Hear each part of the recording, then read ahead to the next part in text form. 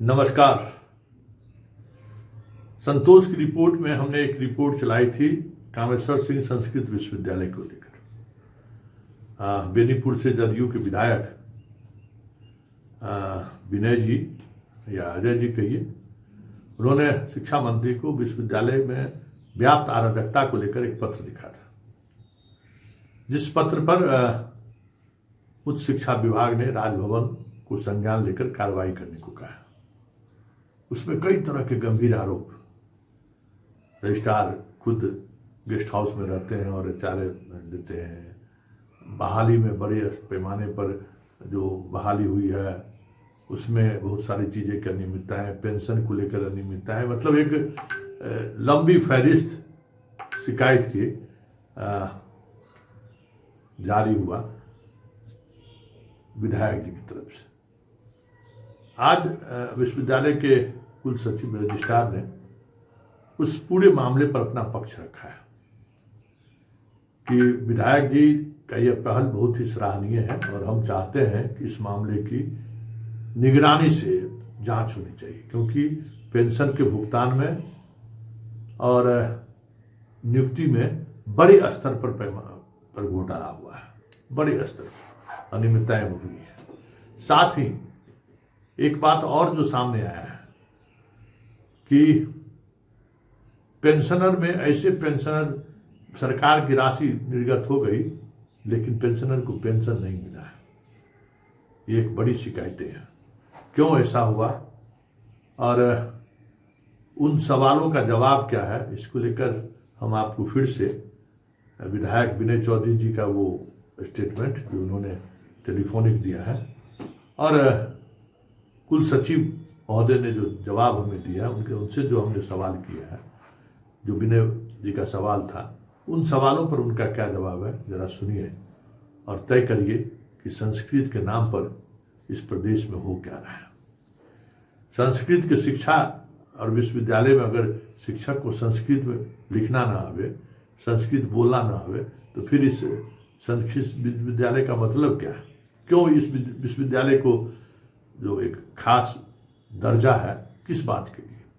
जरा सुनिए और समझने की कोशिश कीजिए कि इस तरीके के विश्वविद्यालय में हो क्या रहा है और किस स्तर पर अराजकता व्याप्त है।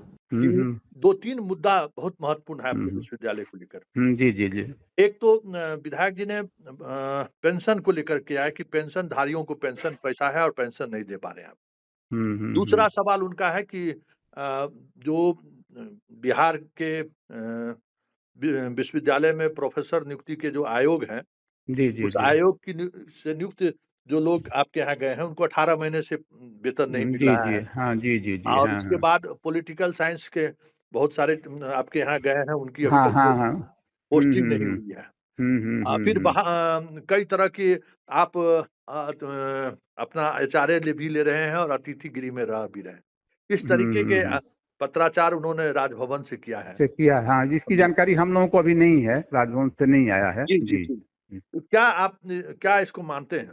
नहीं, प्रोफेसर विनय चौधरी जी ने जो मुद्दा उठाया है शिक्षा मंत्री जी के माध्यम से और गवर्नर साहब के पास गया है, जो यूट्यूब चैनल के आपके चैनल के माध्यम से मुझे ज्ञात हुआ, तो आपके चैनल के माध्यम से मैं विनय चौधरी जी को बधाई और साधुवाद देना चाहता हूं। और मेरा यह मानना है कि विश्वविद्यालय में कुलपति और कुल सचिव के ही क्यों, विश्वविद्यालय के सारे क्रियाकलापों की विजिलेंस या उच्च स्तरीय जांच करा ली जाए। यहाँ नियुक्ति में घोटाला है, संबद्ध महाविद्यालयों में दाता बनने में घोटाला है और राज्य सरकार से प्राप्त अनुदान के वितरण में धांधली है, पिक एंड चूज है और बहुत सारी समस्याएं हैं। तो सारी समस्याओं का जो है किसी स्वतंत्र इकाई से जांच करा लिया जाए तो यह राज्य और विश्वविद्यालय दोनों के और जनता के हित में होगा। करोड़ रुपया अभी भी पेंशन मद में राज्य सरकार के द्वारा आया हुआ राशि विश्वविद्यालय में रखा हुआ है, लेकिन उस पेंशन धारियों को न पेंशन देते हैं, न उसका ग्रेच्युटी देते हैं, नहीं अन्य पेंशन का जो अन्य बकाया जो है न वो उपलब्ध करा रहे हैं। इन सारी बातों को लेकर के मैंने शिकायत माननीय शिक्षा मंत्री से मैंने किया था। शिक्षा मंत्री ने उसको गंभीरता से लेते हुए और उस पर जांच के लिए उन्होंने दिया है, राजभवन को, लोक भवन को भेजे हैं कि आप इसको जांच करके बिंदुवार जांच करके उस पर कार्रवाई करके हमें सूचित करें। दूसरा प्रश्न है पेंशनर्स को नियमित पेंशन दिया जा रहा है। प्रति माह जो है विश्वविद्यालय जो है राज्य सरकार से धनराशि प्राप्त होने पर 5,49,00,000 रुपये जो है प्रतिमाह पेंशन का भुगतान करती है। अब विश्वविद्यालय में बकाये पेंशन के और बकाये एरियर के भुगतान का मुद्दा है जिसकी वो चर्चा करते हैं। वो उनका आंकड़ा त्रुटिपूर्ण है। 127 करोड़ रुपया विश्वविद्यालय में बकाये वेतन भुगतान के मद में राज्य सरकार से प्राप्त है, जिस पर उन्होंने विधानसभा में क्वेश्चन किया था और सरकार ने जवाब दिया जो है कि प्री ऑडिट कराकर वेतन सत्यापन कोषांग से जो है भुगतान किया जाएगा। विश्वविद्यालय के कुछ लोग जो है ये नहीं चाहते हैं कि बिहार सरकार से प्री ऑडिट करके जो है बकाये का भुगतान किया जाए। इसी के तहत जो है काम किया जा रहा है। बार बार महाविद्यालयों से जो है बिल पत्र मांगे गए हैं, 100 विपत्र आए भी हैं अप्रॉक्स जो है, और उसको तत्काल जो है बिहार के शिक्षा विभाग के वेतन सत्यापन कोषांग को अविलंब भेजा जा रहा है। प्री ऑडिट होने के बाद जो है भुगतान कर दिया जाएगा। चूंकि सरकार जो है कृत संकल्पित है कि वित्तीय अनुशासन, शुचिता और पारदर्शिता को ध्यान में रखते हुए प्री ऑडिट के उपरांत ही भुगतान करना जो है आवश्यक है। तो राज्य सरकार के दिशा निर्देशों को पालन करने में कुछ लोग जो है अवरोध पैदा कर रहे हैं, जिससे हमको बहुत दुख होता है। जी जी। और इसीलिए वह भुगतान है और 108 लोगों को बकाया पेंशन दिया गया है। पेंशन अप टू डेट है और जो है करेंट ईयर में जो रिटायर कर रहे हैं उनको भी तत्काल सारा पेंशन आदि भुगतान किया जा रहा है। लेकिन जो बकाया एरियर है, जैसे एक मैं उदाहरण आपको दे रहा हूं, 7th पे स्केल में जो है राज्य सरकार ने इस विश्वविद्यालय को सारी धनराशि भेज दी 19 में। वह धनराशि बट भी गई, लेकिन हमारे एम्प्लॉइयों को जो है केवल 42% ही धनराशि मिली। तो रेस्ट धनराशि कहाँ गई? मैंने यह जो है लेखा शाखा से बार बार पूछा है, बार बार मेमो दिया, लेकिन अभी तक उसका सटीक उत्तर जो है अप्राप्त है जो है। तो विश्वविद्यालय में व्याप्त अराजकता, वित्तीय अराजकता, नियुक्ति में घोटाले के लिए अभी विजिलेंस और शिक्षा विभाग से विश्वविद्यालय को पत्र आया है कि 70 लोगों की अवैध नियुक्ति है, जिसको विश्वविद्यालय जो है अपना प्रतिवेदन जो है समर्पित करे जो है। तो इसकी एक स्वतंत्र इकाई बनाकर या विजिलेंस से जो है अगर सरकार जांच करा लेती है तो यह विश्वविद्यालय और सरकार के हित में होगा। तो ऐसे कई आरोप थे। यूनिवर्सिटी सर्विस कमीशन ने अपना कई विषयों में शिक्षकों का रिकमेंडेशन भेजा और रिकमेंडेशन आने के बाद 5 महीने तक तो उन्होंने रखे रहा कि मैं इसका जांच पड़ताल कर रहा हूं। ठीक है, आप जांच पड़ताल कर रहे हैं तो, लेकिन अगर जांच पड़ताल ही करना है तो एक सीमा तक होना चाहिए। 5 महीने तक आपने कौन जांच पड़ताल कीजिएगा।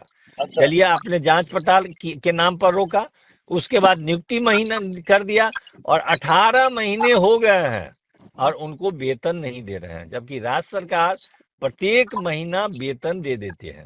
तीसरी बात तो आपका प्रश्न है कि 18 महीने से साहित्य, मैथिली और अंग्रेजी के शिक्षकों को वेतन नहीं मिला। राज्य सरकार का एक पत्र है और आपने बहुत बार चैनल पर चलाया भी है कि किसी को वेतन भुगतान करने से पूर्व उनकी जो है अनुभव प्रमाण पत्र और दिव्यांगता प्रमाण पत्र की जांच करने के उपरांत ही वेतन शुरू किया जाए, जिसका अनुपालन विश्वविद्यालय द्वारा किया जा रहा है। उसके बाद आश्चर्य लगेगा कि बिना संकाय अध्यक्ष के, पढ़ाई लिखाई के लिए जो जानकार हैं, आपके जैसे व्यक्ति ये जानते हैं, बिना संकाय अध्यक्ष के आप पठन पाठन की व्यवस्था नहीं कर सकते हैं। सब कुछ के लिए रेस्पॉन्सिबल संकाय अध्यक्ष ही होते हैं। पठन पाठन से लेकर के परीक्षा के संचालन तक की सारी जिम्मेवारी उनकी बनती है और वहां पर संकाय अध्यक्ष की नियुक्ति नहीं करते हैं वो लोग, संकाय अध्यक्ष की नियुक्ति नहीं है। और इस विश्वविद्यालय की एक बहुत बड़ी समस्या है कि यहाँ जो है रेशनलाइजेशन के बाद जो है 243 पद जो है अंगीभूत महाविद्यालयों में सृजित हैं अच्छा और 28 पद जो है मुख्यालय में सृजित हैं। टोटल 273 पद जो है 271 पद सृजित हैं। जी जी और जो विश्वविद्यालय ने अधियाचना की राज्य सरकार से, तो वह जो है 298 पदों का किया जो है। जी और इस विषय पर, अच्छा, किस विषय के कितने पद हैं यह स्थिति अस्पष्ट है। इसके लिए मैं लगातार 2024 से राज्य सरकार से जो है दिशा निर्देश मांग रहा हूं। अभी 15 नवंबर 2025 को बी राजेंद्र साहब जो है के साथ एक विश्वविद्यालय के कुलपति और कुल सचिव पदाधिकारियों की बैठक हुई, जिसमें यह मुद्दा मैंने उठाया। तो उन्होंने जो है अपने जो है प्रोसीडिंग में लिया कि विश्वविद्यालय जो है अपने स्तर से जो है पदों को चिन्हित कर ले। जी तो विश्वविद्यालय की अभी सिंडिकेट में निर्णय हुआ है और 30 सदस्यीय समिति बनी है, जिसमें प्रोफेसर शिवलोचन झा हैं, दिलीप झा हैं और एक प्रोफेसर जो है अजीत कुमार चौधरी जी सिंडिकेट के मेंबर है। इनकी कमेटी बनी है। चूंकि विश्वविद्यालय में पद ही जो है किस विषय के कितने पद है यह अस्पष्ट है।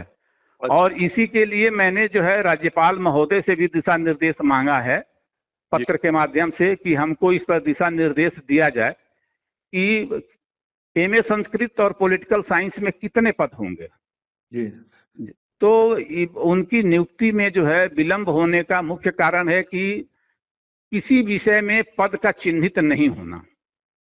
अच्छा अच्छा तो वो भी जांच की प्रक्रिया में है और इसीलिए उसमें विलंब हो रहा है। तो किस आधार पर आयोग जो है आपके जी। यहाँ पॉलिटिकल साइंस के या संस्कृत के वह विश्वविद्यालय ने जो अधियाचना दिया, राज्य सरकार ने उस अधियाचना को कमीशन को भेज दिया।